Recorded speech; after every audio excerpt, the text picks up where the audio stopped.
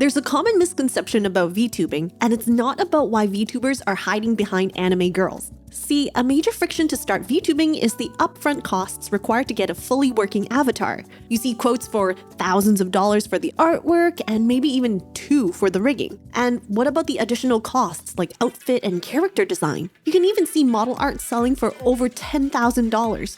But that is actually not the normal case.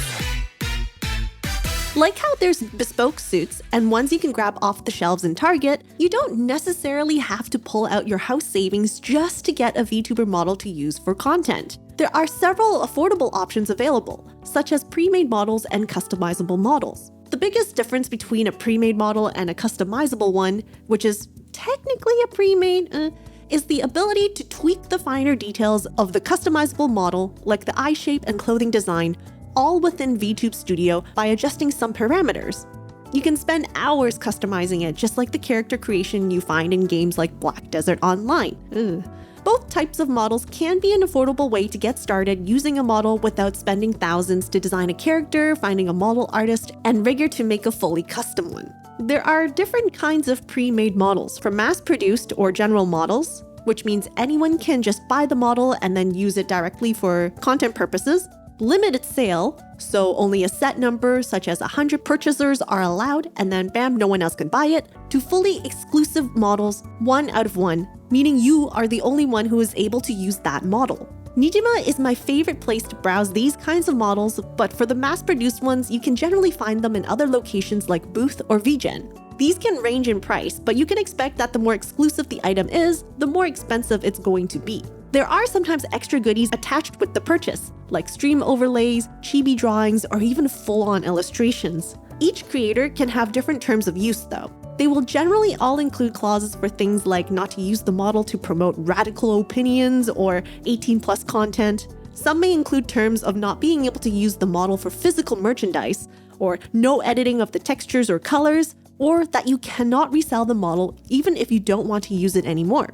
IP and copyright tends to not be transferred over to the buyer, so that's something to consider if you ever want to join an agency with that specific design or decide to incorporate yourself. There is also little to no after-sales assistance, so what you see is what you get in the Nijima preview, where you can view all the parameters and wiggle the model to test the rigging with your mouse. That's what you'll get.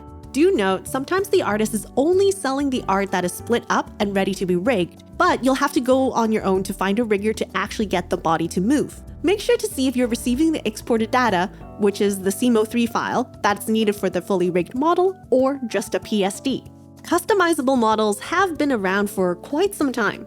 The earliest craze I remember is from 2022 with the Jenny model. For just 3,000 yen, so around $20 right now. The model was both super affordable and of really good rigging quality, as it's by a well-known illustrator creator that does model rigging for HoloLive. I remember drones and drones of VTubers using it en masse for collab streams, or just showing off their customized version on Twitter. There were multiple colors of hair that you can choose from and swap in the texture files, but the outfits and face generally stayed the same. The newer ones that you see, like the fairly recent ones, such as the Prism one from Akizone Knees, offer a super enormous amount of customization and up to 4K quality of the model textures.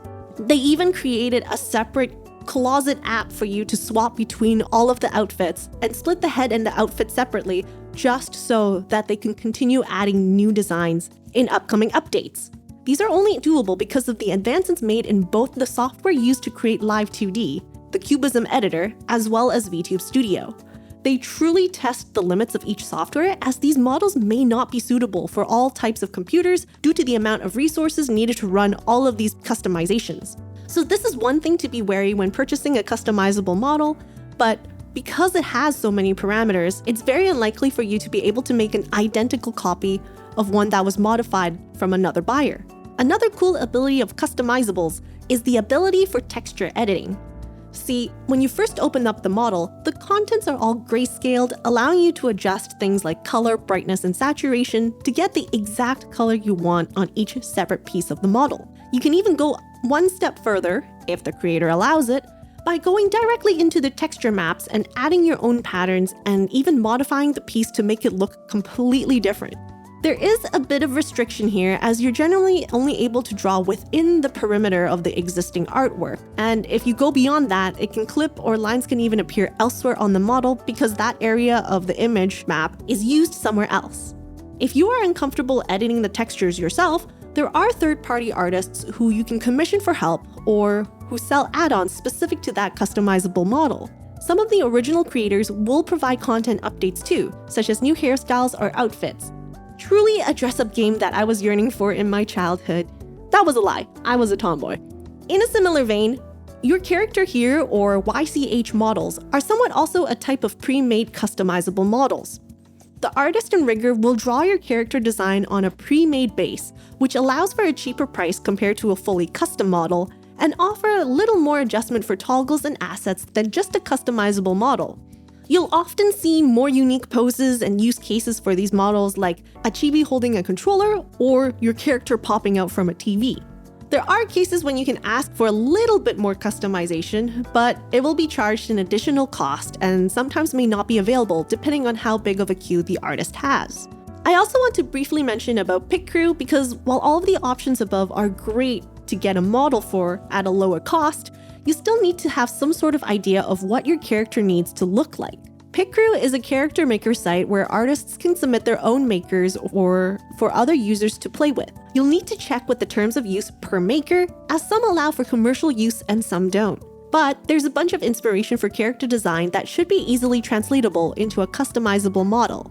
And if you have absolutely no idea where to start for a persona design at all, you can also opt to purchase what is called an adoptable in the digital art space. Fun fact, did you know my character design is actually an adoptable?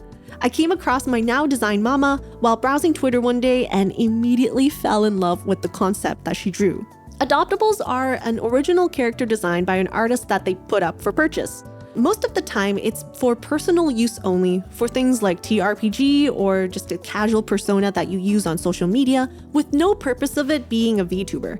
And again, prices will vary, ranging from just a couple of dollars to thousands, depending on how detailed the design becomes. You might have an option to change a couple of things here or there, like color tweaks or adding or removing a small element, but if you ever want it to be used for a VTuber model or for any other commercial uses, you must ask if the artist offers a commercial usage fee or if it's already baked into the price.